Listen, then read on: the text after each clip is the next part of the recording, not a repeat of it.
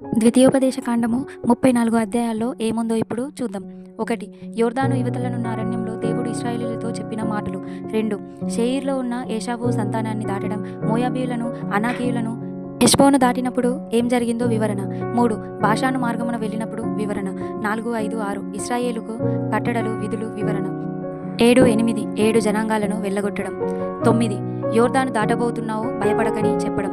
10 మోషే 2 రాతి పలకలను చేసుకోనుమని చెప్పడం. 11, 12 కనాను భూమిని ఆశీర్వదించదనని వాగ్దానం. 13, 14 కట్టడలు, విధులు. 15 7వ సంవత్సరం భూమికి విడుదల ఇవ్వాలనే నియమం. 16 అబీబు నెలను ఆచరించాలనే నియమం. 17 అర్పణ మంచిదై ఉండాలనే నియమం. 18 లేవీయులకు విధులు. 19, 20, 21 కనానును స్వాధీనపరచుకోమని చెప్పడం. 23, 24 కట్టడలు, విధులు. 24 నుండి 28 జాగ్రత్తగా ఆచరించవలసినవి.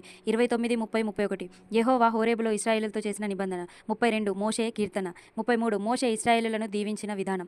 34 మోషే మరణించడం.